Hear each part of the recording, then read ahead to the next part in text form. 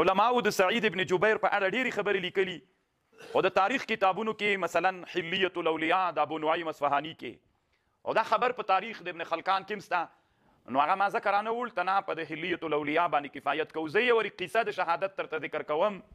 د اسلامي امت لوی ناقد او لوی مؤرخ امام الذهبي رحمه الله په سیر اعلام النبلاء کې په دې قصه باندې نقد کړی، او علما د هغه علما چې وعظونه ډېر کوي او د سعید ابن جبیر دا قصه ډېره ذکر کوي، نو دا صحیح قصه نه د طالبانو دې خاطر باندې دلته نو دلته یو سړی راغی په سند کې چې سعید ابن جبیر نومیږي.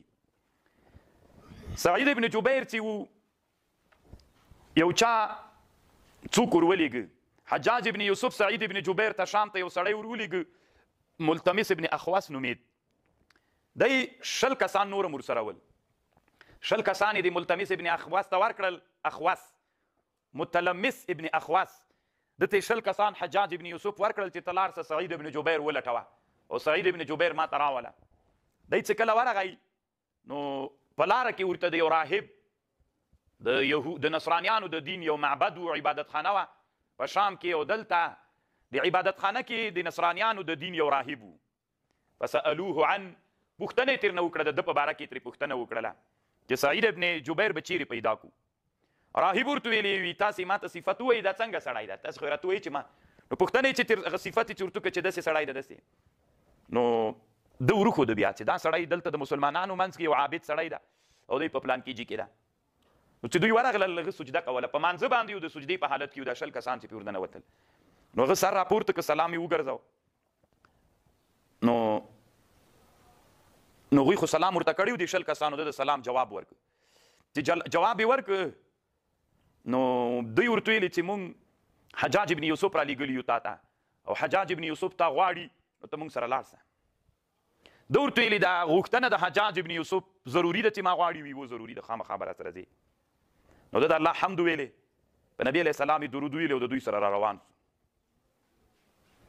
کله چې د راهب معبد ته راورسېد، نو د راهب په صومعي کې دوی باندې شپه راغله.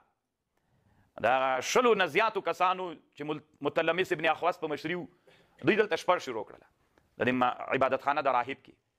چې شپه یې شروع کړه، نو راهب ورته ویلې ټول راځئ دلته پاس هغه ته راوخېځئ، عبادت خانې ته راسئ. کله چې عبادت خانې ته ور وختل، ده ورته ویلې زه د کافر په عبادت خانه کې شپه نه کوم، د کافر په معبد کې زه شپه نه کوم. هغوی ورته ویلې چې دا ځنګلي ساحه د شام هم ډېر شین وطن ده، او دلته لبوه او اسد، نر ته زمری وایي، د زمري ښځې ته لبوه وایي، نو هغه به راسي د شپې وبه دي خوري. ده ورته ویلې هر څه چې ورته ویلي وي نه، دوی ورته ویلې مازې په دې ته بزرګي کوې، مونږ چې د شپې ویده سو ته تښتې. ده ورته ویلې عهد در سره کوم. بالاخره عهد یې ترې واخیسته. کله چې معبد کې شپه تیاره سوله، زمری او زمري راغلل، نو دوی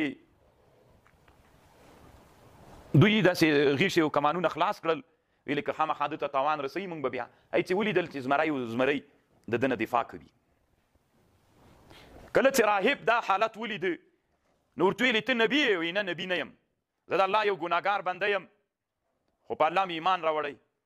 خو بالاخره طالبانو الله عز وجل د راهب ته ایمان نصیب کړ.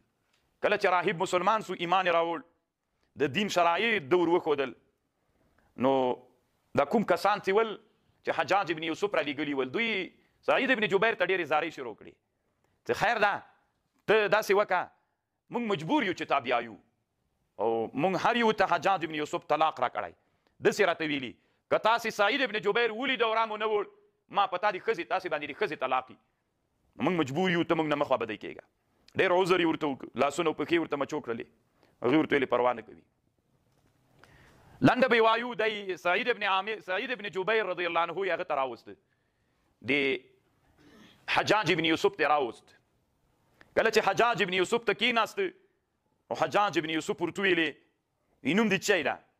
نو ده ورته ویلې سعید ابن جبیر. وی انت شقی ابن کسیر، دا دې تا نوم ده. ده ورته ویلې د ما مور د ما په نوم باندې له تا نه ښه خبره ده، ته چې وایې چې د ما نوم شقی ابن کسیر، دا صحیح نه ده، د ما نوم سعید ابن جبیر ده. حجاج ابن یوسف ورته ویلې تم بدبخته یې او د تا مور هم بدبخته ده. سعید ابن جبیر ورته ویلې وی غیب باندې خو الله پوهېږي، تا ته علم په غیب نشته نه، چې د ما مور څنګه ده تا ته معلومات نشته. حجاج ابن یوسف ورته ویلې لأبدلنک بالدنیا نارا تلظا، زه به تا باندې دنیا بدله کړم او لمبې به وهي. ده ورته ویلي وي که زه په دې پوه یم چې ته دومره ډېر واک لري چې په انسانانو باندې یا دنیا په اور بدلوې، نو ما به ته خدای باندې نیولې په خدایتوب، خو زه پوهېږم چې دا کارونه یې تا تر وسه نه کېږي.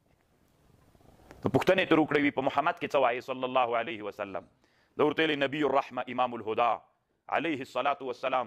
به ورته ویلې وي په علي رضی الله عنه کې څه وایي چې په جنت کې به یې که په دوزخ کې. نو ده ورته ویلې وي زه خو جنت ته ورننوتلی نه یم، چې جنت ته ورغلم بیا به یې ووینم چې چېرته ده. به ورته ویلې خلفاو راشدینو کې څه وایي. ده ورته ویلې زه په هغوی الله نګهبان نه یم مقرر کړی، هغه پوه سه الله پوه سه. به ورته ویلې کوم یو تا ته په دوی کې خوند درکړي په دې څلورو خلیفګانو ابوبکر و عمر و عثمان و علي رضی الله عنهم کوم. ده ورته ویلې وایي ارضاهم لخالقي، کوم یو چې رب ته ډېر محبوب ده. بیا ورته ویلې کوم یو نو رب ته ډېر هغه د محبوب ده. ده ورته ویلې پټې ښکاره الله ته معلومې دي، زه علم نه پرې لرم. بیا ورته ویلې چې ولې خاندې نه؟ سعید ابن جبیر ته یې ویلې حجاج ابن یوسف ولې نه خاندې؟ ده ورته ویلې څنګه به وخاندم چې الله یو مخلوق پیدا کړی له خټې نه او الله به دا په جهنم بیا سوځي، ولې وخاندم؟ ده ورته ویلې نو موږ وایي ولې خاندو؟ حجاج ابن یوسف ورته ویلې. ده ورته ویلې انسانان نو الله یو رقم نه دي پیدا کړي، زړونه یو رقم نه دي، ته به خاندې خو زه نه خاندم. دی امر ورته وکړه چې موږ به تا ته ملغلرې او زبرجد و یاقوت درکو. نه امر یې وکړه چې دا راوړئ د سعید ابن جبیر ته. هغه چې جمع کړل ورته ویلې که دا دي تا وایي نو نن چې موږ په تا کومه د مرګ فیصله کړې په دې باندې ته دا فدیه که موږ ته او چې له مرګ نه ځان خلاص کړې پې باندې. ده ورته ویلې وي دا که ته ما ته دا وایې نو په ورځ د قیامت بیا ته د دې نه چې څو چنده راجمع کړي د الله حضور ته وړاندې کړي ته بیا څنګه ځان خلاصوې. لنډې دا طالبانو سعید ابن جبیر ناستو دلته، حجاج ورته ویلې هلاک سې سعیده. ده ورته ویلې هلاک به هغه څوک وي چې له جنت نه لرې وي او جهنم ته ځي، ما ته ولې وایې چې هلاک سې؟ بیا ورته ویلې سعیده ځان ته د یو قتل مختار کس په کم قسم دې مړ کړو. حجاج ابن یوسف ډېر ظالم تېر سوی او تابعین سیده دی شهید کړی طالبانو، خو دا قصه چې علما داسې په زور و زیر ذکر کوي دا صحیح نه ده. بیا یې ورته وویلې سعید ابن جبیر یو مرګ ځان ته مختار که په کم مرګ دې مړ کړو. ده ورته ویلې حجاج ابن یوسف ته چې د تا کم مرګ خوښ چې بیا رب العالمین تا نه جزا واخلي په همغه مرګ مې مړ کړه. که ته ما ته وایې خو بېرته بیا الله عز وجل تا ته همغسې جزا ته چې کم یو مرګ ځان ته خوښوې. بیا یې ورته ویلې وي دا خوښوې چې عفو درته وکړم؟ حجاج ابن یوسف ورته ویلې. ده ورته ویلې وي که ته د عفو د الله له طرف نه بیا خوښوم او که د تا طرف نه نه لکه عافي و عفو کوونکی ته نه یې هغه رب العالمین ده. بیا ورته ویلې د حجاج ابن یوسف خپلو ملګرو ته وي دا سعید ابن جبیر بوځئ او مړ یې کوي. کله چې له دروازې نه ویسته ویې خندل. حجاج ابن یوسف ورته ویلې تاسې ودروئ. پوښتنه یې ترې وکړه وایي ولې دې وخندل؟ څومره ځکه مې وخندل ولې دومره جرأتمن یې په الله باندې؟ ښه دي الله ویلي چې په ما ظلم کوې خو الله عز وجل حلم ته ګوره څومره ډېر زور الله عز وجل لري او د تا ته چې دا لږ زور الله درکړی دی جرأت ته دې ګوره، د تا جرأت ته ګوره او د الله عز وجل حلم ته ګوره. دې ته مې وخندل.